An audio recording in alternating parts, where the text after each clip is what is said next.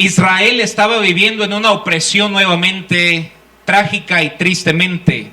Qué triste estudiar la Biblia y ver que el pueblo de Dios vivía en derrota y Dios mandaba un libertador y nuevamente en derrota, vivían en pecado y nuevamente en derrota. Y lo vemos a la luz de toda la Biblia que en muchas ocasiones el pueblo de Dios, hermanos, vivía en derrota.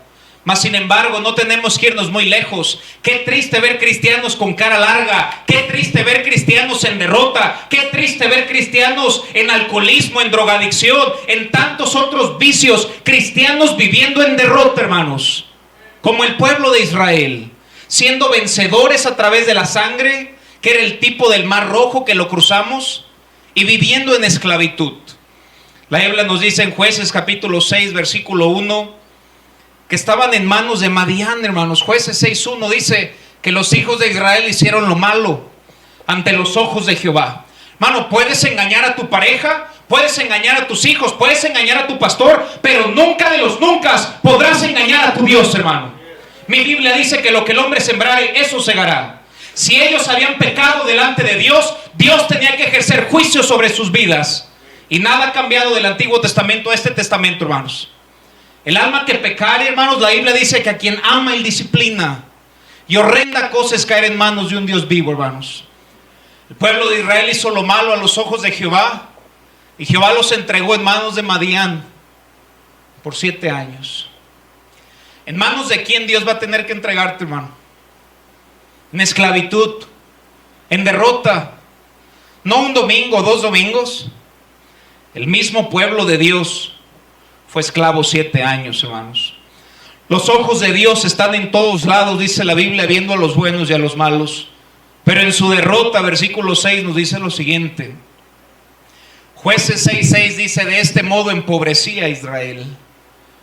Cuando un cristiano peca delante de Dios, Dios no puede bendecir a ese cristiano. Tú mismo te cortas la bendición cuando decides vivir en pecado en vez de vivir para tu Dios. De este modo empobrecía a Israel en gran manera por causa de Madián, y los hijos de Israel clamaron a Jehová. ¿No te da gusto, hermanos, que aún en medio de errores y malas decisiones que hemos tomado, todavía puede un cristiano orar a su Dios, hermanos? Todavía puede haber misericordia de parte de Dios. Y aquí nos dice la Biblia que el pueblo de Israel, estando en derrota y probablemente metido en su pecado, clamaron a Jehová.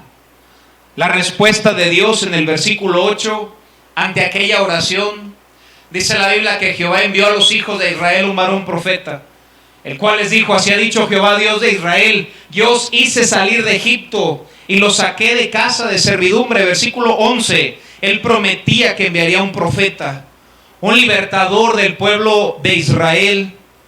Y nos dice la Biblia: y vino el ángel de Jehová y se sentó debajo de la encina que está en Ofra, la cual era de Joás, Abieserita, y su hijo, ¿qué dice ahí? Gedeón. La primera vez que encontramos el nombre, ya todos sabemos quién es Gedeón, pero en este momento absolutamente nadie sabía quién era Gedeón. Era un joven, era inexperto, nadie sabía quién él era, tal vez ni siquiera tenía educación, pero gloria a Dios que sí tenía una cosa, que lo dice el versículo 12, hermanos. Nos dice la Biblia: y el ángel de Jehová se le apareció y le dijo: Jehová está contigo. Lo más importante en la vida de un cristiano es tener la presencia de Dios en tu vida, hermano. Jehová está contigo, varón esforzado y valiente. Hermanos, la Biblia dice que los apóstoles eran sin letras y del vulgo, pero reconocían, esos hombres habían estado con Jesús. Que se reconozca que tú y yo hemos pasado tiempo en la palabra de Dios, en la oración y con Dios mismo, hermanos. Uno se pone a pensar en esta historia y cómo era posible que obedecieran a Gedeón, hermanos. Yo entiendo en la Biblia que obedecieran a Abraham, hermanos. Vaya hechos que Abraham había hecho. Estar dispuesto a sacrificar a su hijo en el monte Moriah. Yo entiendo que obedeciesen a Moisés. No ha habido un líder más grande en el Antiguo Testamento que Moisés. Yo entiendo que le hicieran caso a Nehemías reedificando los muros de Jerusalén. Pero Gedeón no era nadie, hermanos. Pero debemos recordar, hermanos, que no era Gedeón, sino el Dios de Gedeón, hermanos. Si Dios nos dará la victoria, no es porque eres un buen cristiano, es porque tenemos un gran Dios, hermanos. Nunca se alaba al cristiano, se alaba al Dios del cristiano, hermanos. En eso Dios llama a Gedeón y promete ser el gran libertador del pueblo de Israel. Se acerca el versículo 13. Dios ya le había dicho que él iba a ser el libertador y Gedeón le respondió: ay, Señor mío, si Jehová está con nosotros, ¿por qué nos ha sobrevenido todo esto? Si es cierto que tú vas a usar mi vida, ¿por qué me ha pasado todo esto, Señor? ¿Dónde están tus milagros? ¿Por qué tengo tantos problemas? ¿Por qué hay tantas divisiones? ¿Por qué hay contiendas? ¿Por qué no hay armonía? Si tú platica tu historia. Si es que estás conmigo, ¿por qué me pasa lo que me pasa? ¿Por qué nos ha sobrevenido todo esto, Señor? Si es que voy a ser tu siervo, ¿dónde están todas tus maravillas que nuestros padres nos han contado? Las historias que nuestros padres platicaron de cómo se abrió el mar rojo, cómo cruzaron en seco, cómo salieron con brazo fuerte y poderoso de parte de Dios. Y ahora Jehová nos ha desamparado y nos ha entregado en manos de los madianitas. Versículo 14, Jehová le da un mensaje muy sencillo a Gedeón. Y mirándole Jehová le dijo: ve con esta tu fuerza y salvarás a Israel. ¿Acaso no te envío yo? Hermano, no es quiénes somos, sino quién va con nosotros, hermanos. Nuevamente no era Gedeón, era el Dios de Gedeón, hermanos. Pero en eso empiezan los pretextos. Como tú los pones cuando Dios te pide que hagas algo, hermano. Versículo 15. Dios le acababa de decir: tú vas a ser el libertador, yo te voy a usar en gran manera. Y entonces le respondió: ay, Señor mío, ¿con qué salvaré yo a Israel? Ay, Señor, ¿cómo quieres que yo te sirva? Ay, Señor, ¿cómo quieres que yo haga eso? Ay, Señor, ¿cómo quieres que yo salga a ganar almas? Ay, Señor, ¿cómo quieres que yo cante en el coro? Ay, Señor, ¿cómo quieres? Pretextos, hermano, a lo que Dios te ha mandado que hicieras. ¿Cuáles son los pretextos, hermanos? El primero que le dice: he aquí que mi familia es, ¿qué dice, hermanos? ¿Por qué siempre nuestros pretextos, unos son económicos? No tengo dinero. ¿No ves de la familia de la que vengo? Yo no puedo hacer lo que tú me has mandado a hacer.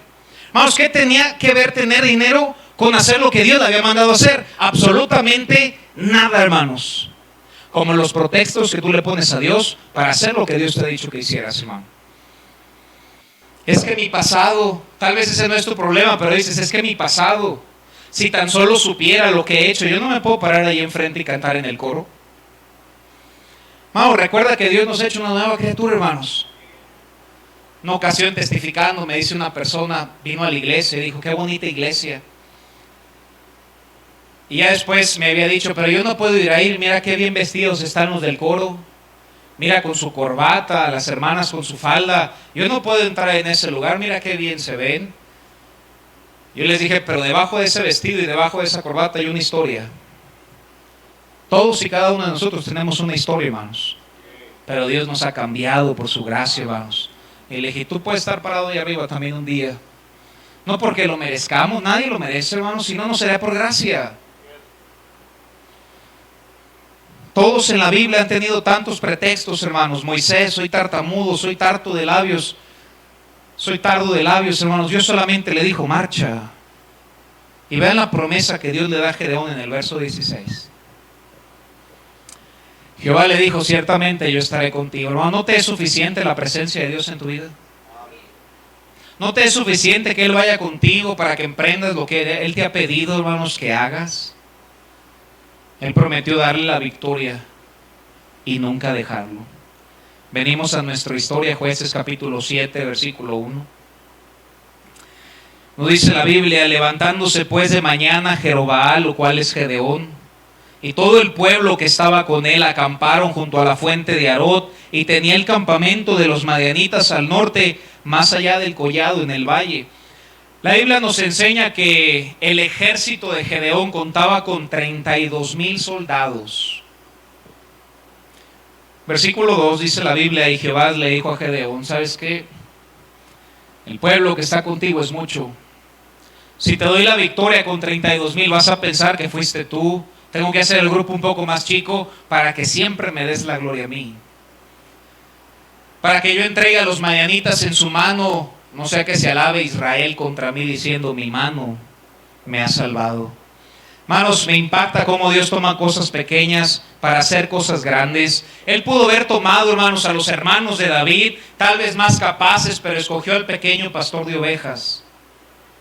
Para que uno pudiese llegar a la conclusión, definitivamente no fue el pastorcito, definitivamente fue el Dios de David. No fue la piedra, fue Dios, hermanos. El enemigo, dice la Biblia, que era innumerable. En el verso 12 lo dice, no tenemos que ir. 32,000 contra un ejército innumerable. Versículo 3 le dice Dios a Gedeón: ahora pues haz pregonar, predica en oídos del pueblo y diles: quien tema y se estremezca, regrésese desde el monte de Galaad. Yo creo, hermanos, que Gedeón dijo, pues igual y se me regresan 100. Y qué triste si se me regresan 100. Tal vez dijo, igual y se regresan 200, igual y se regresan 500, hermanos. Pero dice la Biblia que se devolvieron del pueblo 22,000. Más de la mitad, hermanos. Dice la Biblia que los cobardes se regresen a su casa. Dios busca un ejército de cristianos valientes en Dios, hermanos. Dios nos ha dado aquel hermoso himno, no vuelvo atrás. No vuelvo atrás, no debe ser solo un himno. Dios quiere cristianos arraigados y fundamentados en Él, que en las buenas sirven a Dios, que en las malas sirven a Dios. Cuando hay salud sirves a Dios, cuando hay enfermedad sirves a Dios, si hay muerte sirves a Dios. Este cristianismo de papel, estoy cansado. Nada más te da gripe, hermano, y te apartas de Dios un mes. Dios, antes que cantidad, quiere calidad, quiere buenos cristianos, hermano. ¿Para qué muchos? Él quería soldados. ¿De qué sirven 32,000 miedosos? ¿De qué servían 32,000 que no estarían dispuestos a pelear? ¿De qué servirían 32,000 que no se someterían al plan de ataque? ¿De qué sirven 32,000 si no iban a hacer absolutamente nada? No solo queremos personas, queremos guerreros, queremos cristianos, queremos siervos de Dios, hermanos. Versículo 5 dice, vamos a empezar a recortar un poquito este grupo. Entonces llevó el pueblo a las aguas y Jehová le dijo a Gedeón: cualquiera que se aviente como un perro, lo vas a poner aparte. Es una persona que no es cautelosa, que no está vigilando al enemigo.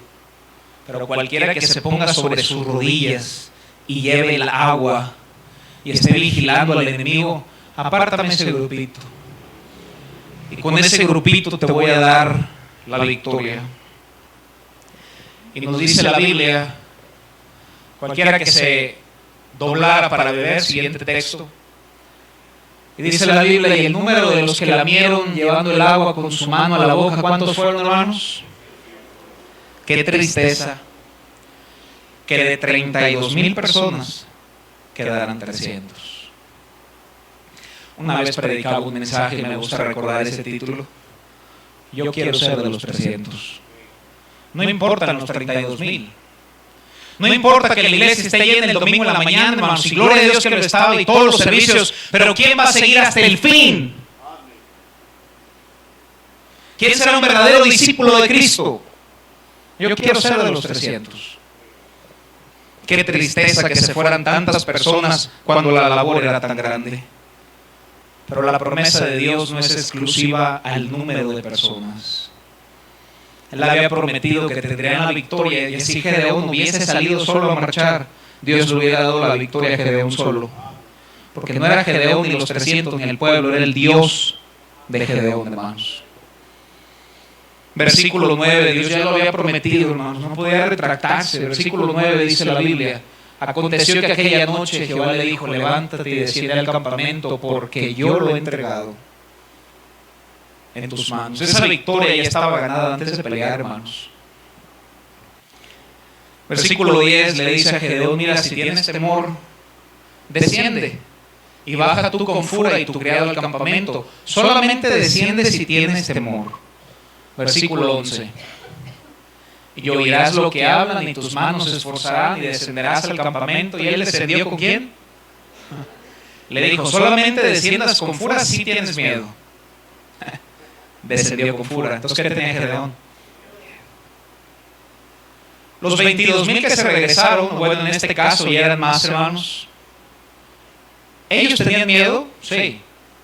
¿Gedeón tenía miedo? ¿Los 300 tenían miedo?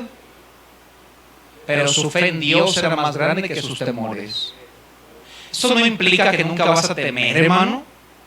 Somos de carne y hueso, no. Claro que tendrás un día malo, pero nuestra fe va más allá de nuestros miedos, hermano. Dios quiere esos 300, que aunque tengas miedo, estés ahí bien parado para Dios, hermano. Que tú sabes que va a ser Dios quien te da la victoria.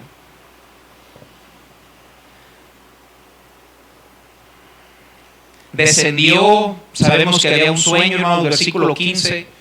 Después de escucharlos y de tener la paz de que Dios les iba a dar la victoria, se la Biblia, cuando Gedeón oyó el relato del sueño, su interpretación, ¿qué hizo, hermanos? Él adoró antes de la victoria, hermanos. Antes de salir a luchar, le dijo Dios, gracias, porque sé que me vas a dar la victoria. Antes de lucharla, qué fe, hermanos. Aún con su miedo, su fe en Dios fue mayor que sus miedos y le ayudó a dar un pase, hermanos, un paso de fe. Y vuelto al campamento de Israel, dijo, levantaos porque Jehová ha entregado el campamento de Madián en nuestras manos. Gedeón le creyó a Dios y animó a 300 a pelear. Ahora, pero ¿cómo es que ganaron, hermano? Por lo general, mi enseñanza siempre la dejaba hasta aquí, pero por algo pasó lo que pasó. Versículo 16, miren lo que dice.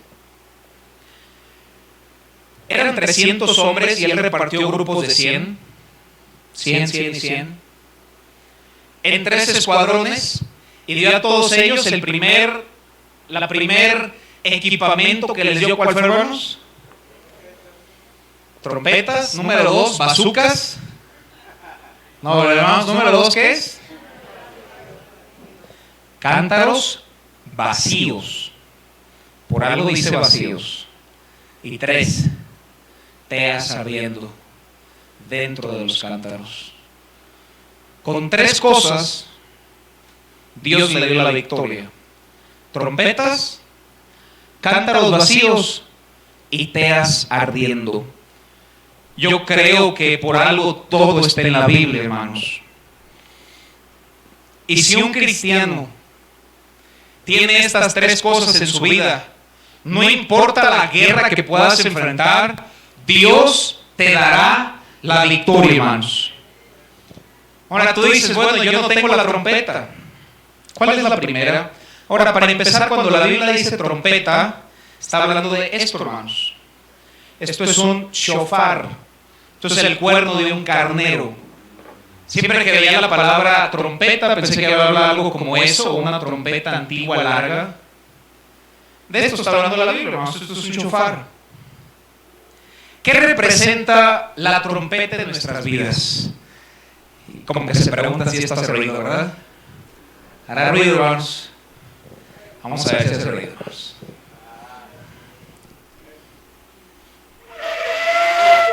Como que no quiso, ¿verdad? Estas son las trompetas de la Biblia. ¿Por qué trompetas? Hay versiones que en vez de decir trompeta dice la palabra shofar. Esto fue lo que tocaron 300 de estos cuernos de carneros.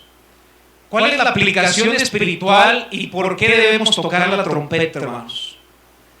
Primer punto, hermanos, para que Dios nos dé la victoria en nuestra vida, esto representa una alabanza a Dios, hermano. Si tú estás en una guerra, sea física, sea espiritual, hermano, siempre levanta la trompeta, siempre alaba a tu Dios, hermano. Hay cristianos, hermano, todo está bien, vienen al coro, pero hay problemas y no vienes al coro, hermano. Qué rápido pierdes tu canto. Lo primero que debemos tener son trompetas, hermano. Una alabanza a Dios. En momentos buenos, alábalo. En momentos malos, alábalo, hermanos. Miren lo que dice Hechos 16:23. Conocemos la historia, Pablo y Silas estaban presos.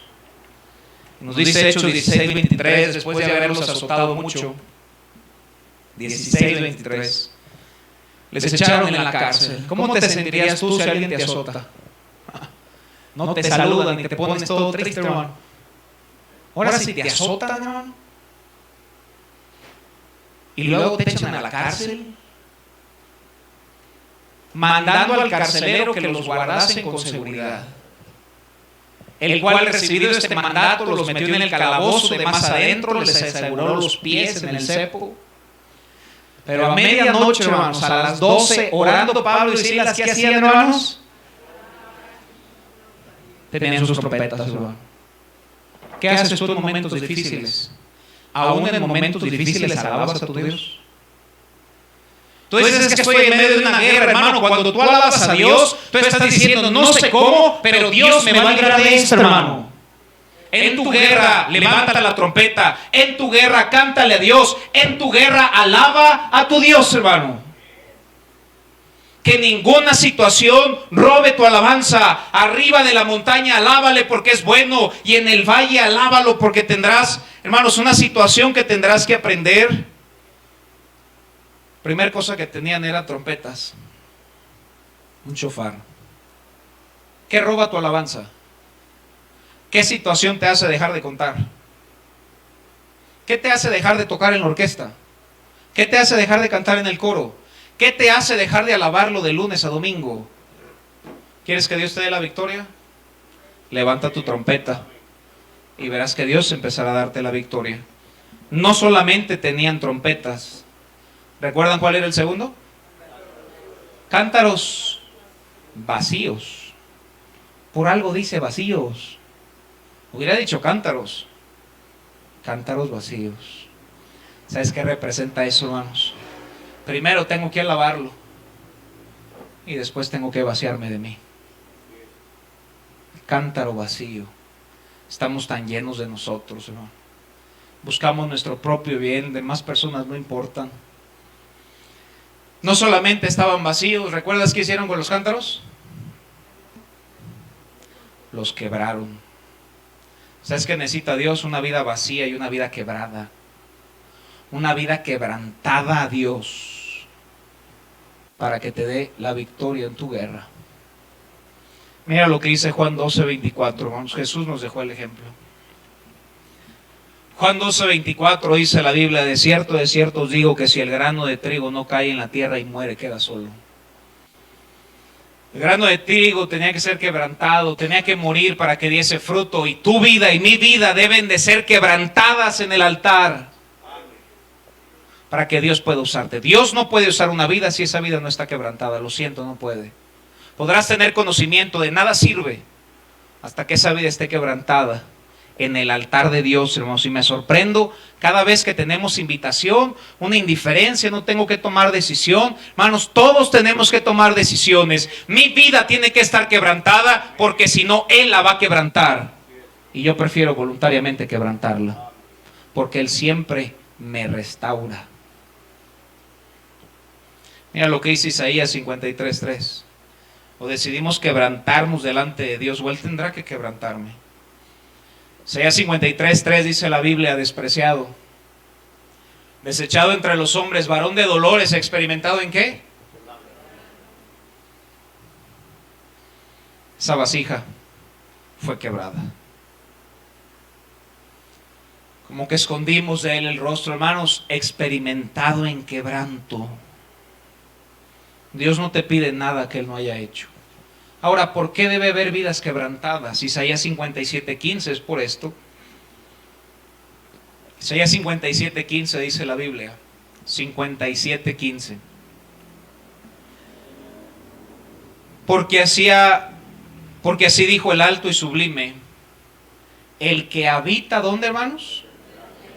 Dios habita, Él vive en la eternidad. Dios no tiene tiempo, hermanos. Y cuyo nombre es el Santo. Yo habito en la altura, yo habito en la santidad y con el quebrantado.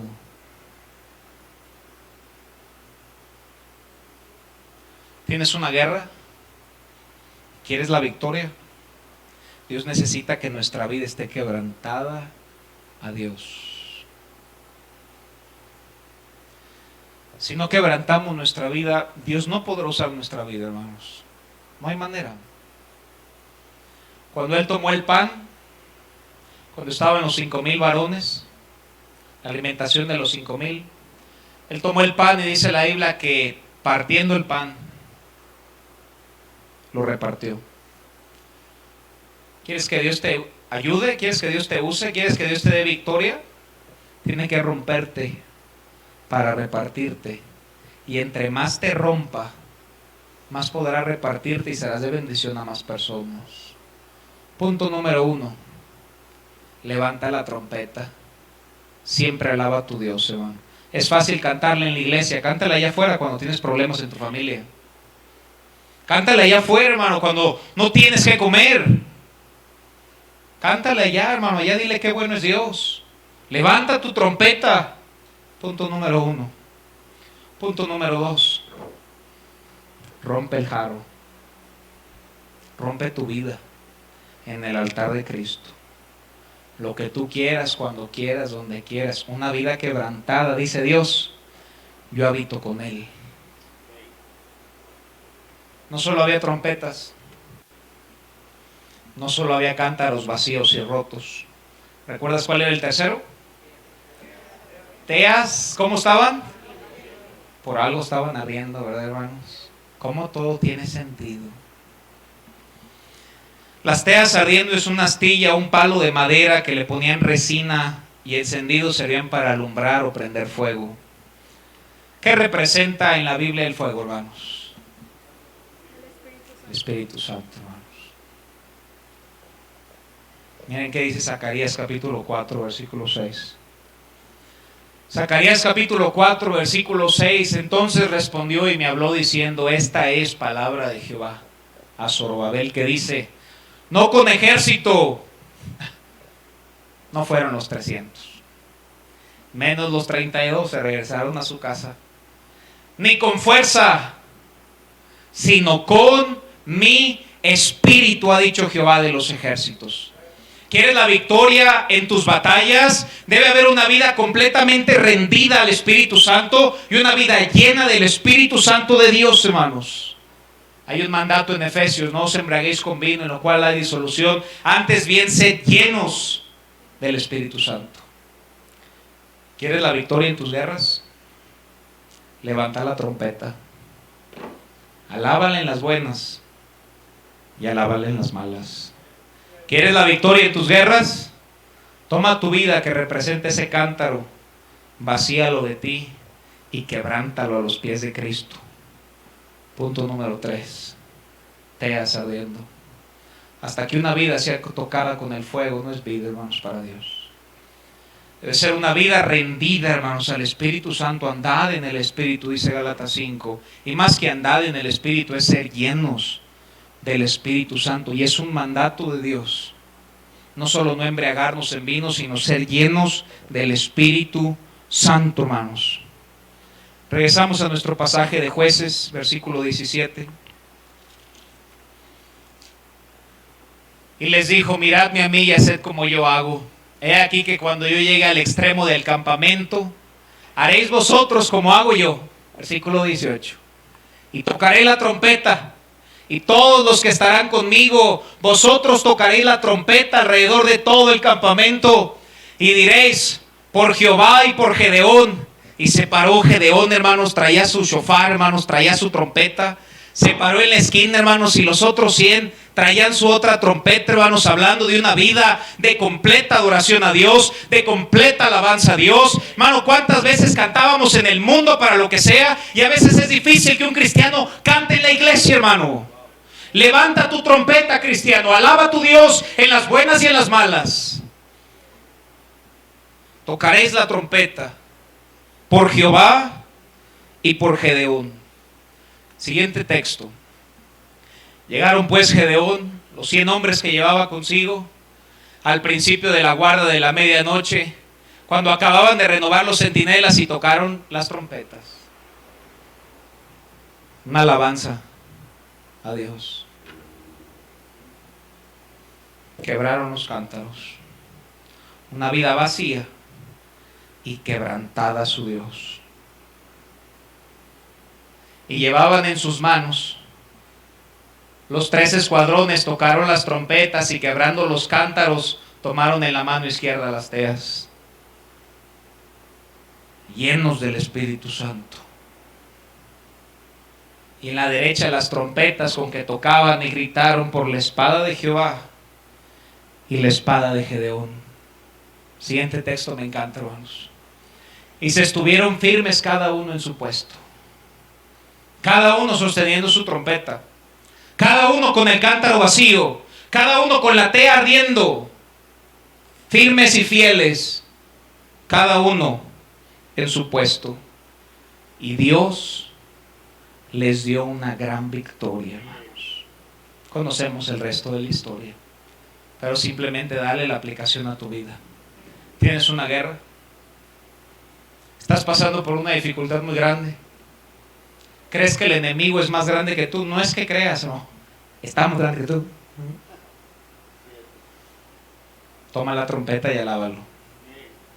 Toma ese cántaro y ven este altar y quebranta tu vida, hermanos, a Dios. Y 3, y que la llene con el fuego, hermanos. Que la llene con el Espíritu Santo. Y termino con Jueces capítulo 8, versículo 4. Nos dice la Biblia en este pasaje: y vino Gedeón al Jordán, y pasó él y los 300 hombres que traía consigo, cansados, mas todavía persiguiendo. Dios nos ayude, hermanos, a que cada uno de nosotros seamos uno de esos 300. ¿Quieres serlo? Levanta la trompeta, vacía y quebranta tu vida y llénala con el poder del Espíritu Santo. Y te aseguro que no habrá una guerra que pueda ganarte. No seremos nosotros, será que con esas cosas Dios, el Dios Todopoderoso, podrá darte cualquier victoria en cualquier guerra, hermanos. Vamos a ponernos de pie. Mientras el piano comienza a tocar, hermano, ¿por qué no venir a este altar? Usarlo, hermano, usa el altar. El altar es algo bíblico. Punto número 1, cristiano. ¿Acaso es que has guardado tu trompeta? ¿Acaso es que has dejado de alabarle? ¿Acaso es que ya te gustan más las canciones mundanas que cantarle a tu Dios? Punto número 1, hermano. El enemigo es grande. Yo sé que el enemigo es grande. El enemigo es más grande que nosotros. Oh, hermano, pero levanta la trompeta, cristiano. Levanta el shofar. Una alabanza a Dios en las buenas, una alabanza a Dios en las malas. Levanta la trompeta. Levanta la trompeta. Debes aprender a alabarlo en las buenas, hermano. Alábalo en las malas. Alábalo siempre, mi hermano. Es fácil cantarle en la iglesia, ¿verdad que sí? Es un poquito más difícil cantarle allá afuera. Cántale allá afuera. Levanta la trompeta, cristiano. Sigue cantando que fiel es Dios. Sigue cantando sublime gracia. Sigue cantando Cristo mi íntimo amigo. Sigue cantando su gracia es mayor si las cargas aumentan. Sigue cantando cuán grande es Él. Que ni el mundo, ni el diablo, ni tus problemas te roben tu alabanza a Dios. Levanta tu trompeta. Punto número 2, Dios necesita un cántaro. Primeramente debes vaciarlo, hermano, y por eso nos humillamos delante de Dios diciéndole: Padre, perdona que estamos tan llenos de nosotros. Vacíame de mí, Señor. Y Padre, decido quebrantarme a tus pies esta noche. Me quebranto para que seas tú quien me sane, para que seas tú quien me restaure. Y punto número 3, teas ardiendo. Una vida no es vida hasta que es tocada con el fuego. Una estufa sin el fuego no es nada. Una vela sin el fuego no es nada. Y una vida sin el fuego no es nada. Dile a Dios: mándame tu fuego, Señor. Mándame el poder de tu Espíritu Santo. No os embriaguéis con vino, en lo cual hay disolución. Antes bien, sed llenos del Espíritu Santo. Tú dices, pastor, si tan solo supiera mi guerra. No me la tienes que platicar, porque Dios es más grande que tu guerra. Tú toma esos 3 artefactos, mi hermano, y te aseguro que Dios te dará la victoria. Yo quiero ser de los 300. Toma tu trompeta, rompe el cántaro y sé tocado por el fuego. Y verás la gran victoria que Dios te dará en eso que estás cargando esta noche, hermano. Padre, nos humillamos delante de ti esta noche, pidiéndote, Señor, que así como esta agua cae sobre la tierra, así tu mano pueda caer sobre nuestra vida, Señor. Así como tu palabra cayó en nuestro corazón, ayúdanos a levantar la trompeta, a quebrantar nuestra vida en este altar cada día. Y Padre, a que nuestra vida sea tocada por el fuego, para que nos ayudes en todas nuestras guerras, y que al final, aunque estemos cansados, sigamos todavía persiguiendo. Bendice este grupo, este ejército de cristianos. Danos la victoria. En el nombre de Cristo te lo pedimos. Amén.